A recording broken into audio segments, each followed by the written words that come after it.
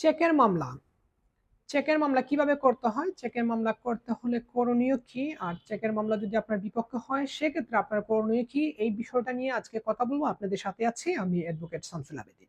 আপনি যদি কারো কাছে টাকা পেয়ে থাকেন আর সেই ব্যক্তি আপনাকে যদি কোনো চেক দিয়ে থাকে, এই চেকে যে তারিখটা থাকবে এই তারিখ থেকে ৬ মাসের মধ্যে এই চেকটা নিয়ে আপনার ব্যাংকে উপস্থাপন করতে হবে।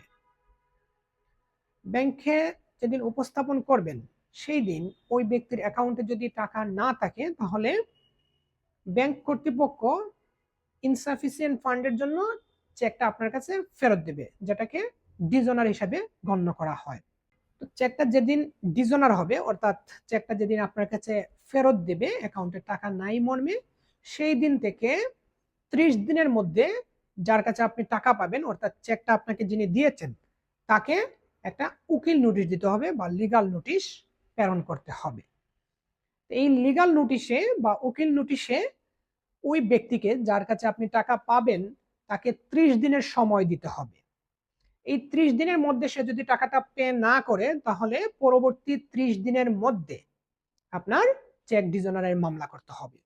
এখন আসেন, যদি চেক ডিজনারের মামলাটা আপনার বিপক্ষে হয় তাহলে আপনার করণীয় কি? চেক ডিজনারের মামলা হলে অর্থাৎ চেকের মামলা হলে আপনাকে প্রথমে আদালতে গিয়ে আত্মসমর্পণ করে জামিন নিতে হবে। এই ধরনের মামলা সাধারণত জামিনযোগ্য হওয়ায় আদালত জামিন দিয়ে থাকেন।